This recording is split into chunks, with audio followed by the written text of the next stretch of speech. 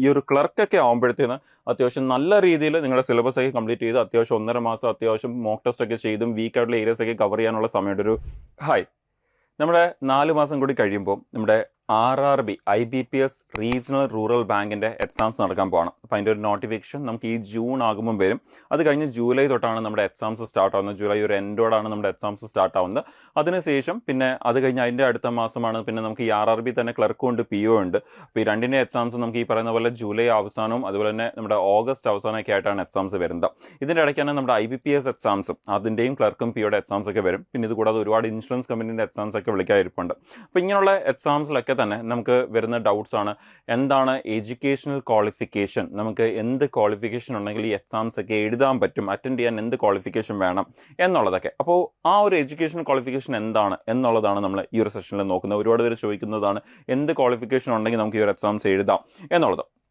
ഇനി നമ്മൾ ഈ കാണുന്നത് നമ്മുടെ ഈ ഒരു IBPS എക്സാമിൻ്റെ കലണ്ടറാണ് നമ്മൾ ഈ കാണുന്നത്. ഓക്കെ, നമ്മുടെ ഒഫീഷ്യൽ നമ്മുടെ IBPS എക്സാംസിൻ്റെ കലണ്ടർ. അപ്പോൾ ഇതിൻ്റെ അകത്ത് നമ്മുടെ ഇപ്പം നമ്മൾ കാണുന്നത് ആ ഒരു റീജിയണൽ റൂറൽ ബാങ്കിൻ്റെ കലണ്ടറാണ് നിങ്ങൾ കാണുന്നത്. ഇതിൻ്റെ അകത്ത് നമുക്ക് കാണാൻ പറ്റും നമ്മുടെ ഓഫീസർ സ്കെയിൽ 1 അല്ലെങ്കിൽ നമ്മുടെ പ്രൊബഷണറി ഓഫീസർ, അസിസ്റ്റന്റ് മാനേജർ എന്നൊക്കെ പറയുന്ന ആ ഒരു പോസ്റ്റിലേക്കുള്ള എക്സാംസിൻ്റെ ഡേറ്റ് അവിടെ കൊടുത്തിട്ടുണ്ട്. ഇത് കൂടാതെ തന്നെ നിങ്ങൾക്ക് ഇവിടെ കാണാൻ പറ്റും നമ്മുടെ ഓഫീസ് അസിസ്റ്റന്റ് അല്ലെങ്കിൽ ക്ലർക്കൽ പോസ്റ്റിൻ്റെ ആ ഒരു ഡേറ്റ്സ് എക്സാം ഡേറ്റ്സ് അവിടെ കൊടുത്തിട്ടുണ്ട്. അപ്പോൾ അതിൽ തന്നെ നമ്മൾ ആദ്യം തന്നെ വരുന്ന എക്സാം ഏതാണെന്ന് നോക്കിക്കഴിഞ്ഞാൽ നമ്മുടെ ഓഫീസർ സ്കെയിൽ 1 നമ്മുടെ PO എക്സാമാണ് ആദ്യം നടക്കാൻ പോകുന്നത് നമ്മുടെ റീജിയണൽ റൂറൽ ബാങ്കിൻ്റെ. അപ്പോൾ ഇതിലേക്ക് വരുമ്പോൾ പ്രിലിംസ് എക്സാമിൻ്റെ ഡേറ്റ്സ് നമ്മൾ നോക്കുകയാണെങ്കിൽ കാണാൻ പറ്റും നമുക്ക് ജൂലൈ 27 ആൻഡ് അത് കൂടാതെ ഓഗസ്റ്റ് നമുക്ക് 2 and 3 അതാണ് നമ്മുടെ പ്രിലിംസ് എക്സാം നടക്കാൻ പോകുന്നത്. അതിനുശേഷം അതിൻ്റെ അടുത്ത മാസം നമ്മുടെ ആ ഒരു സെപ്റ്റംബറിലാണ് നമ്മുടെ ആ ഒരു മെയിൻസ് എക്സാം നടക്കാൻ പോകുന്നത്. അതൊരു സിംഗിൾ എക്സാമിനേഷൻ ആയിട്ടായിരിക്കും കണ്ടക്ട് ചെയ്യുന്നത്. പക്ഷേ നമുക്ക് പ്രിലിംസ് ആകുമ്പോൾ 3 ഷിഫ്റ്റ് ആയിരിക്കും നമുക്ക് വരുന്നതെന്നുള്ളത് അവിടെ നിന്ന് കാണാൻ പറ്റും.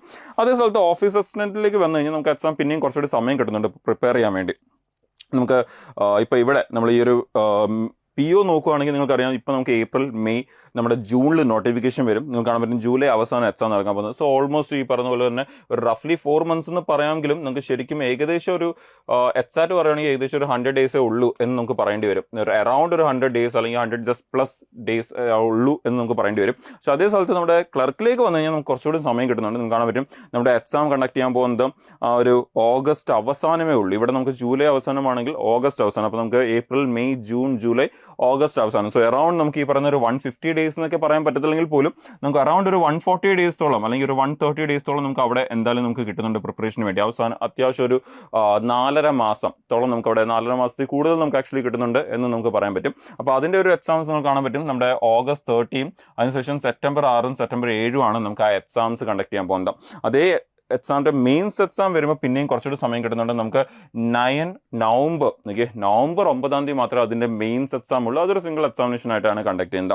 അപ്പോൾ അത്യാവശ്യം പ്രിപ്പയർ ചെയ്യുന്നവർ നല്ല സമയമുണ്ട് നിങ്ങൾക്ക് ഈ ഒരു എക്സാംസിന് വേണ്ടി പ്രിപ്പയർ ചെയ്യാൻ വേണ്ടി. ഇത് കൂടാതെ തന്നെ നിങ്ങൾക്കറിയാം നമുക്ക് IBPSൻ്റെ എക്സാംസും ഈ ഒരു പറയുന്ന ഡേറ്റ്സിൻ്റെ അടുത്താണ് നമുക്ക് വരുന്നത്. അപ്പോൾ ഇത് IBPS RRB അത് കൂടാതെ IBPSൻ്റെ എക്സാംസും ഉണ്ട്. അത് ഈ ഒരു ഡേറ്റ്സിൻ്റെ അടുത്താണ് വരുന്നത്. സോ നിങ്ങൾ ഇപ്പം പ്രിപ്പയർ ചെയ്ത് തുടങ്ങുകയാണെങ്കിൽ പോലും നിങ്ങൾക്ക് ഈ ഒരു ക്ലർക്കൊക്കെ ആകുമ്പോഴത്തേന് അത്യാവശ്യം നല്ല രീതിയിൽ നിങ്ങളുടെ സിലബസ് ഒക്കെ കംപ്ലീറ്റ് ചെയ്ത് അത്യാവശ്യം 1.5 മാസം അത്യാവശ്യം മോക്ക് ടെസ്റ്റ് ഒക്കെ ചെയ്തും വീക്കായിട്ടുള്ള ഏരിയസ് ഒക്കെ കവർ ചെയ്യാനുള്ള സമയമുണ്ട്. ഒരു 3 months കൊണ്ടൊക്കെ സിലബസ് അത്യാവശ്യം കവർ ചെയ്ത് ബാക്കിയുള്ള ഒരു 1.5 മാസം കൊണ്ട് നിങ്ങൾ സെൽഫ് പ്രിപ്പയർ ചെയ്യുകയാണെങ്കിൽ പോലും ഒരു 3 months കൊണ്ട് നിങ്ങൾ അത്യാവശ്യം സിലബസ് ഒക്കെ കവർ ചെയ്ത് 1.5 മാസം നിങ്ങൾ ഈ പറയുന്ന മോക്ക് ടെസ്റ്റ് ചെയ്ത് വീക്കായിട്ടുള്ള ഏരിയാസ് ഒക്കെ ശരിയാക്കി ഒന്ന് സെക്ഷൽ മോക്ക് ടെസ്റ്റ് ഒക്കെ ചെയ്ത് ഇമ്പ്രൂവ് ചെയ്തെടുക്കാനുള്ള അത്യാവശ്യം നല്ലൊരു സമയം അവിടെ വരുന്നുണ്ട്. അപ്പോൾ അതുകൊണ്ട് തന്നെ നിങ്ങൾ ഇപ്പം പ്രിപ്പയർ ചെയ്ത് തുടങ്ങുന്നവരാണെങ്കിൽ പോലും എത്രയും പെട്ടെന്ന് തന്നെ പ്രിപ്പയർ ചെയ്ത് തുടങ്ങുക.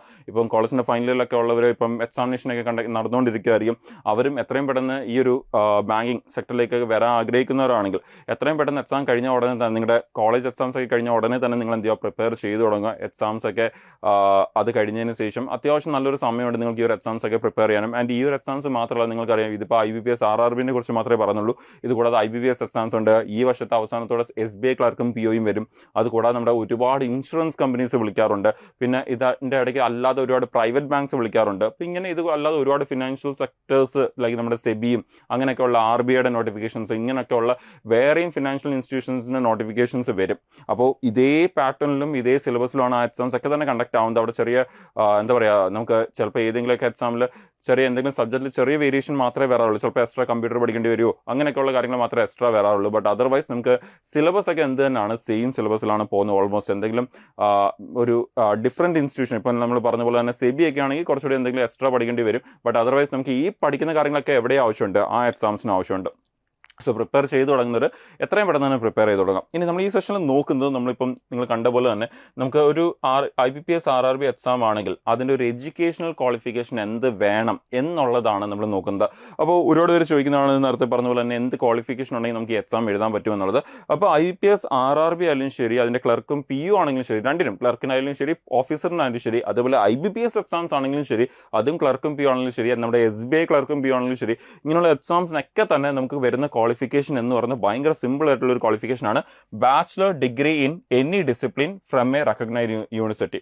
ഏതെങ്കിലും ഒരു റെക്കഗ്നൈസ്ഡ് ആയിട്ടുള്ള യൂണിവേഴ്സിറ്റിയിൽ നിന്ന് ബാച്ചിലർ ഡിഗ്രി, ഏതെങ്കിലും സബ്ജക്റ്റിൽ ബാച്ചിലർ ഡിഗ്രി ഉണ്ടായിരുന്നാൽ മാത്രം മതി നമുക്ക് ഈ ഒരു എക്സാംസ് എഴുതാൻ വേണ്ടി. അവിടെ നമുക്ക് എസ്പെഷ്യലി IBPS RRBയിലേക്ക് വരുമ്പോൾ നമുക്ക് അവിടെ പ്രത്യേകിച്ച് പേഴ്സൻറ്റേജ് ഒന്നും പറഞ്ഞില്ല. ഇപ്പോൾ SBI ഒക്കെ ആണെങ്കിൽ അവിടെ ചെറിയൊരു പേഴ്സൻറ്റേജ് കൂടി പറയുന്നുണ്ട്, ദാറ്റ് നമുക്ക് ഡിഗ്രിക്ക് ഇത്രയും, ബാച്ചിലർ ഡിഗ്രിയിൽ ഇത്രയും പേഴ്സൻറ്റേജ് വേണം എന്നുള്ളത്. പക്ഷേ IBPS RRB ഒക്കെ വരുന്ന സമയത്ത് നിങ്ങൾക്ക് അങ്ങനെ ഒരു പേഴ്സൻറ്റേജ് ഒന്നുമില്ല, ജസ്റ്റ് ബാച്ചിലർ ഡിഗ്രി ഉണ്ടായാൽ മാത്രം മതി. ഓക്കെ, സോ നിങ്ങൾ ഉറപ്പായിട്ടും ഇപ്പം ഫൈനൽ ഇയർ ഉള്ളവരാണെങ്കിൽ പോലും നിങ്ങളിപ്പോൾ എക്സാംസ് ഒക്കെ കഴിഞ്ഞ് നിങ്ങളുടെ ഈ നോട്ടിഫിക്കേഷനൊക്കെ വരുമ്പോഴത്തേക്കും നിങ്ങൾക്കറിയാം നിങ്ങളുടെ റിസൾട്ട്സ് ഒക്കെ വന്നിട്ടുണ്ടായിരിക്കും, നിങ്ങൾ ബാച്ചിലർ ഡിഗ്രി ഉണ്ടായിരിക്കും. നിങ്ങൾക്ക് എല്ലാവർക്കും ഈ ഒരു എക്സാംസ് എഴുതാൻ പറ്റും. അപ്പോൾ അതുകൊണ്ട് തന്നെ ഇപ്പം പ്രിപ്പയർ ചെയ്ത് തുടങ്ങുന്നവർ നല്ല രീതിയിൽ പ്രിപ്പയർ ചെയ്ത് തുടങ്ങുക. നിങ്ങൾക്ക് ആ ഒരു നോട്ടിഫിക്കേഷൻ വരുമ്പോഴത്തേക്കും നിങ്ങളെല്ലാവരും ബാച്ചിലർ ഡിഗ്രി ഉണ്ടായിരിക്കും കയ്യിൽ, നിങ്ങൾക്കും അപ്ലൈ ചെയ്യാം. നിങ്ങൾക്കും നല്ലപോലെ എക്സാംസ് എഴുതി ഒരുപാട് ലേറ്റ് ആവാതെ തന്നെ നല്ലൊരു ഗവൺമെൻറ് സെക്ടറിൽ നിങ്ങൾക്കൊരു നല്ല ജോലിയിലേക്ക് നിങ്ങൾക്ക് എത്തിച്ചേരാൻ പറ്റും. മന്ത്ലി നിങ്ങൾക്ക് ഓൾമോസ്റ്റ് ഒരു 41-42,000 ക്ലർക്ക് അത്രയും സാലറി, അതുപോലെ PU ഒക്കെ ആണെങ്കിൽ ഓൾമോസ്റ്റ് ഒരു 70,000 to 75,000 റേഞ്ച് വരുന്ന ഒരു സാലറിയൊക്കെ കിട്ടി, സ്റ്റാർട്ടിങ് സാലറി കിട്ടിക്കൊണ്ട് തന്നെ നിങ്ങൾക്ക് വർക്ക് ചെയ്ത് തുടങ്ങാം. അപ്പോൾ അത്യാവശ്യം നല്ലൊരു സാലറിയിലായിരിക്കും നിങ്ങൾ സ്റ്റാർട്ട് ചെയ്യുന്നത് തന്നെ. ആൻഡ് ഫ്യൂച്ചർ ഗ്രോത്തിനും ഒരുപാട് സ്കോപ്പുള്ള ഏരിയാസാണ്. ഓക്കെ അല്ലേ? അപ്പോൾ ഈ കാര്യങ്ങളൊക്കെ മൈൻഡ് വെച്ചുകൊണ്ട് എത്രയും പെട്ടെന്ന് തന്നെ നിങ്ങളുടെ പ്രിപ്പറേഷൻ സ്റ്റാർട്ട് ചെയ്യുക. അതുപോലെ തന്നെ ഒരു ലോങ് ടേം കുറച്ച് സമയം എടുത്ത്, ഒരു വർഷം സമയം എടുത്ത് 2026 വരുന്ന എക്സാംസിന് വേണ്ടിയൊക്കെ ഫോക്കസ് ചെയ്യാനുള്ള പ്ലാൻ ആണെങ്കിൽ, അല്ലെങ്കിൽ അടുത്ത വർഷം അവസാനത്തോടെയൊക്കെ അടുത്ത നമുക്ക് ഈ ഒരു 2025 ലാസ്റ്റ് അല്ലെങ്കിൽ 2026 വരാനിരിക്കുന്ന എക്സാംസിനൊക്കെ വേണ്ടി നിങ്ങൾ ഫോക്കസ് ചെയ്യാൻ പ്ലാൻ ചെയ്യുന്നവരാണ്, കുറച്ച് ടൈം എടുത്തൊക്കെ പ്രിപ്പയർ ചെയ്യാം എന്ന് വിചാരിക്കുന്നവരാണെങ്കിൽ നിങ്ങൾക്ക് എന്ത് ചെയ്യാം, ഈ ഒരു നമ്മുടെ ഫൗണ്ടേഷൻ കോഴ്സ്, സെൻട്രൽ ഗവൺമെൻറ് എക്സാംസിന് വേണ്ടിയുള്ള ഫൗണ്ടേഷൻ കോഴ്സിൽ ജോയിൻ ചെയ്തുകൊണ്ട് നിങ്ങൾക്ക് അറ്റ് എ ടൈം തന്നെ SSC, റെയിൽവേ, അതുപോലെ ബാങ്ക് എക്സാംസ്, നിങ്ങൾക്കറിയാം ഇത് കൂടാതെ വേറെ നടക്കുന്ന ഒരുപാട് എക്സാംസ് ഉണ്ട്. ലൈക്ക് നമ്മുടെ IB ആയാലും ശരി, ISRO, DRDO, എയർപോർട്ട്, ഇങ്ങനെ വേറെ ഒരുപാട് ഇൻസ്റ്റിറ്റ്യൂഷൻസ് എക്സാംസ് കണ്ടക്ട് ചെയ്യാറുണ്ട്. അപ്പോൾ അതിൻ്റെയൊക്കെ എക്സാം സിലബസ് ഒക്കെ ഓൾമോസ്റ്റ് സെയിം തന്നെയാണ്. എക്സാമിൻ്റെ പാറ്റേണിൽ ചെറിയ വ്യത്യാസമൊക്കെ ഉണ്ടെങ്കിലും സിലബസ് പഠിക്കാനുള്ള കാര്യങ്ങൾ എന്ത് തന്നെയാണ്, ഓൾമോസ്റ്റ് സെയിം തന്നെയാണ്. ചെറിയ ചെറിയ വ്യത്യാസങ്ങൾ മാത്രമേ വരുന്നുള്ളൂ. അപ്പോൾ കോമൺ ആയിട്ടുള്ള ടോപ്പിക്സ് ഒക്കെ ഒരുമിച്ച് കവർ ചെയ്ത്, കോമൺ അല്ലാത്ത ടോപ്പിക്സ് ഒന്ന് സെപ്പറേറ്റ് കവർ ചെയ്ത്, ഇങ്ങനെയൊക്കെ ഒന്ന് നല്ലപോലെ ഫോക്കസ് ചെയ്ത് ഒരു ലോങ് ടേം സമയം എടുത്ത് നിങ്ങൾക്ക് വരാതിരിക്കുന്ന എക്സാംസിന് വേണ്ടി പ്രിപ്പയർ ചെയ്യാം. നിങ്ങൾക്ക് ഈ ഒരു ബാച്ചസിൻ്റെ കൂടെ ഒക്കെ ജോയിൻ ചെയ്ത് അങ്ങനെ പ്രിപ്പയർ ചെയ്യാൻ പ്ലാൻ ചെയ്യുന്നവരാണെങ്കിൽ ഓക്കെ. അപ്പം നിങ്ങൾക്ക് അതിനെക്കുറിച്ചൊക്കെ കൂടുതൽ അറിയാൻ വേണ്ടി നിങ്ങൾക്ക് ഈ ഒരു നമ്പറിൽ കോൺടാക്ട് ചെയ്യാം. ഈ ഒരു നമ്പറിൽ കോൺടാക്ട് ചെയ്ത് നിങ്ങൾക്ക് അതിനെക്കുറിച്ച് കൂടുതൽ മനസ്സിലായിക്കൊണ്ട് നിങ്ങൾക്ക് ഈ ബാച്ചസിലൊക്കെ ജോയിൻ ചെയ്ത് പ്രിപ്പയർ ചെയ്യാൻ പറ്റും. അപ്പോൾ നമ്പർ 7736122215 നിങ്ങൾക്ക് ഈ നമ്പറിൽ കോൺടാക്ട് ചെയ്യാവുന്നതാണ്. നിങ്ങളുടെ എന്തെങ്കിലും ഡൗട്ട്സ് ഒക്കെ ഉണ്ടെങ്കിൽ, ലൈക്ക് നിങ്ങളിപ്പോൾ ഈ ഡിഗ്രിയാണ് ചെയ്തത് അല്ലെങ്കിൽ ഈ ഡിഗ്രി കംപ്ലീറ്റ് ചെയ്യാൻ പോകുവാണ്, നിങ്ങൾക്ക് ഏതൊക്കെ എക്സാംസ് എഴുതാൻ പറ്റും എന്നൊക്കെ, അങ്ങനെയൊക്കെ എന്തൊക്കെ ഡൗട്ട്സ് ഉണ്ട്, നിങ്ങൾക്കത് ഒരുമിച്ച് പ്രിപ്പയർ ചെയ്യാൻ പറ്റുമോ, ഏതൊക്കെ ഒരുമിച്ച് പ്രിപ്പയർ ചെയ്യാം എന്നുള്ള കാര്യങ്ങളെക്കുറിച്ചൊക്കെ അറിയാൻ വേണ്ടി നിങ്ങൾക്ക് ഈ ഒരു നമ്പറിൽ കോൺടാക്ട് ചെയ്തുകൊണ്ട് എൻട്രിയുടെ അക്കാഡമിക് കൗൺസിലേഴ്സുമായിട്ട് ഡിസ്കസ് ചെയ്ത് ഡൗട്ട്സ് ക്ലിയർ ചെയ്ത് നിങ്ങൾക്ക് ബാച്ചസിൻ്റെ കൂടെ ജോയിൻ ചെയ്ത് നിങ്ങൾക്ക് നിങ്ങളുടെ പ്രിപ്പറേഷൻ സ്റ്റാർട്ട് ചെയ്യാവുന്നതാണ്. അപ്പോൾ അത്യാവശ്യം സമയം എടുത്ത് നിങ്ങൾക്ക് വരാതിരിക്കുന്ന എക്സാംസ് ഒക്കെ നല്ലപോലെ എഴുതാനും പറ്റും.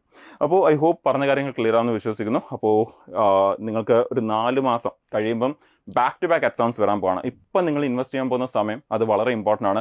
ഒട്ടും തന്നെ സമയം കളയാതെ ഈ 4 മാസം ഏറ്റവും നല്ലപോലെ ടൈം നിങ്ങൾ യൂട്ടിലൈസ് ചെയ്യുക, നല്ലപോലെ പ്രിപ്പയർ ചെയ്യുക, വരുന്ന എക്സാംസ് ഒക്കെ നല്ലപോലെ എഴുതുക. നിങ്ങൾക്കൊക്കെ ആ എക്സാംസ് ഒക്കെ ക്ലിയർ ചെയ്യാൻ പറ്റട്ടെ എന്ന് ഞാൻ വിഷ് ചെയ്യുന്നു. പിന്നെയൊക്കെ നോട്ടിഫിക്കേഷൻ വരുമ്പോൾ നമുക്ക് വീണ്ടും വളരെ ഡീറ്റെയിൽ ആയിട്ട് അതിനെക്കുറിച്ച് ഇവിടെ ഡിസ്കസ് ചെയ്യാം. അപ്പോൾ നമുക്ക് ഫ്യൂച്ചറിൽ ഇനിയും ഈ നോട്ടിഫിക്കേഷൻ വരുമ്പോൾ നമുക്ക് ഇവിടെ വീണ്ടും മീറ്റ് ചെയ്യാം. താങ്ക്